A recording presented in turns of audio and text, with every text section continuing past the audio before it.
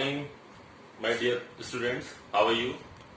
मैं आशा करता हूं कि आप सभी लोग बहुत अच्छे से होंगे, घर पे रह के मेहनत से अपनी पढ़ाई कर रहे होंगे। आज हम जिस सब्जेक्ट के बारे में डिस्कस करेंगे उस सब्जेक्ट को लेके स्टूडेंट के मन में ये रहता है कि इसको सीखना बाकी अदर थ्योरेटिकल सब्जेक्ट के कंपैरिजन में थोड़ा सा टफ है। पर मैं आपको बता दूं, ऐसा बिल्कुल भी नहीं है। अगर हम किसी भी सब्जेक्ट को बहुत बेसिक से समझना स्टार्ट करें तो हमें बहुत अच्छे से समझ में आता है और वो उस सब्जेक्ट में हमारा इंटरेस्ट भी बनता है। तो आज हम जिस सब्जेक्ट की बात करेंगे वो सब्जेक्ट है हमारा सी प्रोग्रामिंग। जैसा कि आपको दिख रहा है, इस सब्जेक्ट का नाम है सी प्रोग्रामिंग। तो ये तो हमें समझ में आ गया, ये एक प्रोग्रामिंग लैंग्वेज है। लेकिन जैसा कि आपको दिख रहा है, इस सब्जेक्ट का नाम है सी। जैसे ही स्टूडेंट इस सब्जेक्ट के नाम को सुनते हैं, सबसे पहले उनके दिमाग में एक क्वेश्चन आता है कि सर, इसका नाम, अगर ये स्टार्टिंग की प्रोग्रामिंग लैंग्वेज है या इसको हम प्रोग्रामिंग कॉन्सेप्ट को सीखने के लिए बिल्कुल स्टार्टिंग से सीखते हैं, या एक बेसिक प्रोग्रामिंग लैंग्वेज है, तो इसका नाम सी क्यों रखा गया। या तो इसका नाम, अगर स्टार्टिंग से सीखने वाली लैंग्वेज थी तो इसका नाम या तो ए होता, अगर ये बेसिक प्रोग्रामिंग लैंग्वेज होती तो इसका नाम बेसिक होता।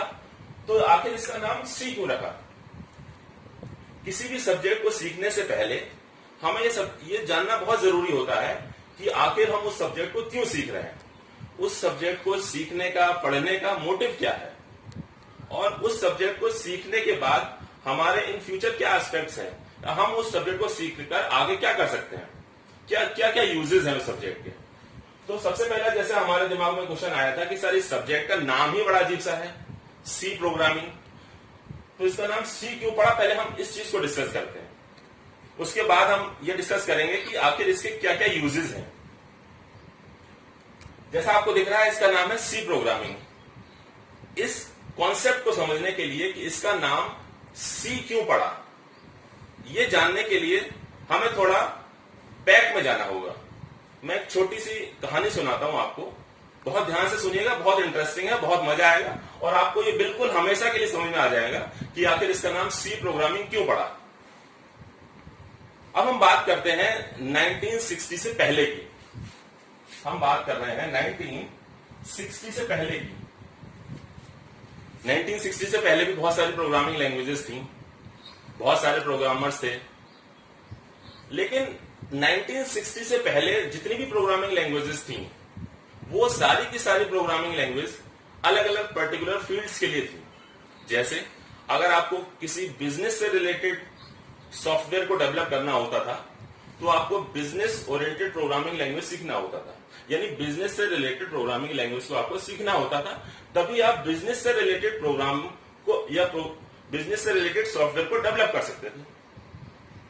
ठीक उसी तरीके से अगर आपको इंजीनियरिंग से रिलेटेड किसी सॉफ्टवेयर को डेवलप करना होता था तो आपको इंजीनियरिंग से रिलेटेड प्रोग्रामिंग लैंग्वेज को सीखना होता था। मैं आपको ये चीजें इसलिए बता रहा हूं कि आपको ये पता लगे कि हमारे पास 1960 से पहले प्रोग्रामिंग लैंग्वेजेस थी, लेकिन जितनी भी प्रोग्रामिंग लैंग्वेज थी वो सारी की सारी प्रोग्रामिंग लैंग्वेज किसी पर्टिकुलर फील्ड के लिए थी। अगर आपको कॉमर्स से रिलेटेड कोई एप्लीकेशन डेवलप करनी होती थी तो आपको कॉमर्स से रिलेटेड प्रोग्रामिंग लैंग्वेज सीखनी होती थी। अगर आपको इंजीनियरिंग से रिलेटेड कोई सॉफ्टवेयर डेवलप करना होता था तो आपको इंजीनियरिंग से रिलेटेड प्रोग्रामिंग लैंग्वेज सीखनी होती थी। इसी तरीके से हर फील्ड की अलग अलग प्रोग्रामिंग लैंग्वेजेस थी। अब प्रोग्रामर्स के सामने ये प्रॉब्लम आ गई कि अगर हमें कोई भी एप्लीकेशन डेवलप करनी होती थी तो वो हमें फील्ड चेक करना होता था कि वो किस फील्ड की है। अब फील्ड पता लगने के बाद हमें यह पता होना होता था कि उस एप्लीकेशन को डेवलप करने के लिए हमें कौन सी प्रोग्रामिंग लैंग्वेज को सीखना है या कौन सी प्रोग्रामिंग लैंग्वेज उस फील्ड के लिए यूजफुल है। जैसे हमारे पास एक प्रोग्रामिंग लैंग्वेज थी जिसका नाम था कोबोल। फुल फॉर्म है इसकी कॉमनली बिजनेस ओरिएंटेड लैंग्वेज, यानी इसके नाम से पता लग रहा है कि ये ऐसी प्रोग्रामिंग लैंग्वेज है जो सिर्फ बिजनेस से रिलेटेड एप्लीकेशन डेवलप करेगी। इसी तरीके से एक प्रोग्रामिंग लैंग्वेज थी जिसका नाम था फोर्ट्रेन। इसकी फुल फॉर्म है फॉर्मूला ट्रांसलेशन। इस प्रोग्रामिंग लैंग्वेज का यूज सिर्फ इतना होता था कि ये इंजीनियरिंग से रिलेटेड प्रोग्रामर्स या इंजीनियरिंग से रिलेटेड एप्लीकेशन डेवलप करने के लिए यूज होती थी। यानी कि प्रोग्रामर्स के सामने एक बहुत बड़ी समस्या या बहुत बड़ी प्रॉब्लम आई कि अगर कोई भी एप्लीकेशन डेवलप करनी होती थी तो उससे रिलेटेड वो लैंग्वेज सीखनी होती थी। लेकिन 1960 में हमारे पास पहली ऐसी प्रोग्रामिंग लैंग्वेज मिली जो कि सारे फील्ड्स में एप्लीकेशन को डेवलप कर सकती थी। उस लैंग्वेज का नाम था एल्गोल 60। दिखाई दे रहा होगा आपको एल्गोल 60, क्योंकि 1960 में बनी थी इसलिए इसको 60 बोला गया। प्रोग्रामिंग लैंग्वेज थी, नाम था उसका एल्गोल 60। अब 1960 तक में हम ये कह सकते थे कि हमारे पास एक ऐसी प्रोग्रामिंग लैंग्वेज आ गई है जिसको पढ़कर या जिसको यूज करके हम एक ऐसी एप्लीकेशन डेवलप कर सकते हैं जो सारी की सारी फील्ड्स में या सभी फील्ड्स में एप्लीकेशन को डेवलप कर सकती है। 1960 में हम ये कह सकते थे कि हमारे पास एक ऐसी प्रोग्रामिंग लैंग्वेज आ गई थी जिसको यूज करके हम सारी फील्ड्स में एप्लीकेशन को डेवलप कर सकते थे। लेकिन इस प्रोग्रामिंग लैंग्वेज को सीखना भी इतना आसान नहीं था। ये बहुत ब्रॉड प्रोग्रामिंग लैंग्वेज थी। इसको सीखना ठीक वैसे ही था जैसे कि हम सारी फील्ड्स की प्रोग्रामिंग लैंग्वेज को सीख लें या इस अकेले को सीख लें। धीरे धीरे टेक्नोलॉजीज और डेवलप हुई और रिसर्चेस हुई प्रोग्रामिंग लैंग्वेज पे। 1963 में हमारे पास एक और प्रोग्रामिंग लैंग्वेज आई हमारे पास जिसका नाम रखा गया सीपीएल, कंबाइंड प्रोग्रामिंग लैंग्वेज। ये प्रोग्रामिंग लैंग्वेज एल्गोल 60 से थोड़ी और ज्यादा एडवांस थी। इसको सीखना इन कंपैरिजन टू एल्गोल 60 ज्यादा आसान था। थोड़ी और टेक्नोलॉजीज डेवलप हुई। हमारे पास 1967 में एक और प्रोग्रामिंग लैंग्वेज आई जिसका नाम रखा गया BCPL.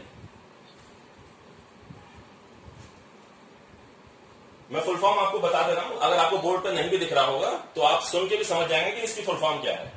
Basic combined programming language. इनकी फुल फॉर्म इसलिए भी समझना आसान जरूरी है क्योंकि ये ज्यादातर एग्जाम्स में पूछे जाते हैं। कॉम्पिटिटिव एग्जाम जब भी आप देने जाते हैं तो जैसे कोबोल की फुल फॉर्म बहुत ज्यादा पूछी जाती है, फोर्ट्रेन की पूछी जाती है, सीपीएल बीसीपीएल की फुल फॉर्म पूछी जाती है। 1967 में हमारे पास एक दूसरी प्रोग्रामिंग लैंग्वेज आ गई थी जिसका नाम रखा गया BCPL, basic combined programming language. ये सीपीएल से ज्यादा एडवांस थी। इसको सीखना और ज्यादा आसान होगा। जैसे जैसे टेक्नोलॉजीज डेवलप हुई हमारे पास 1970 में एक नई प्रोग्रामिंग लैंग्वेज आई जिसका नाम रखा गया B for basic, B programming language.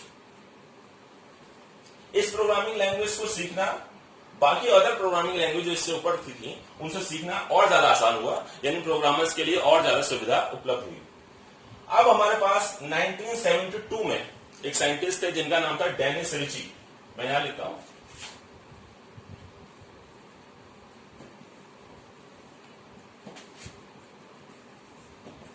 Dennis Ritchie. Dennis Ritchie ने 1972 में हेडर फाइल का कॉन्सेप्ट दिया, फंक्शंस प्रोसीजर का कॉन्सेप्ट दिया। हेडर फाइल या फंक्शंस के बारे में हम आगे डिस्कस करेंगे।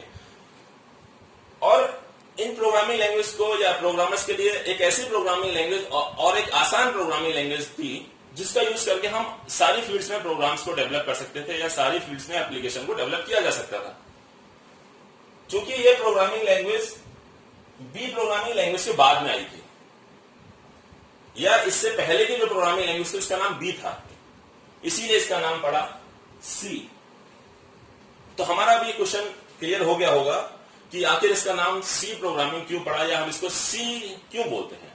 क्योंकि इससे पहले की जो प्रोग्रामिंग लैंग्वेज थी उसका नाम था बी, इसीलिए इसका नाम पड़ा सी प्रोग्रामिंग लैंग्वेज। मैं समझता हूं आपको आज क्लियर हो गया होगा कि आखिर ये जो सब्जेक्ट है सी प्रोग्रामिंग, इसको हम सी क्यों बोलते हैं। और आशा करता हूं आपको बहुत अच्छा लगेगा। और ज्यादा कुछ न कहते हुए, बहुत लंबा वीडियो हो जाएगा, हम आगे डिस्कस करेंगे इसके बारे में और चीजें। और मैं कुछ और कहना चाहूंगा आपके लिए। जैसा कि आप सभी को पता है, पूरा विश्व कोरोना जैसी महामारी से ग्रसित है इस समय, और आप सभी लोग घर पे रह के मेहनत से पढ़ाई कीजिए। कोरोना हारेगा, देश जीतेगा। जय हिंद, जय भारत।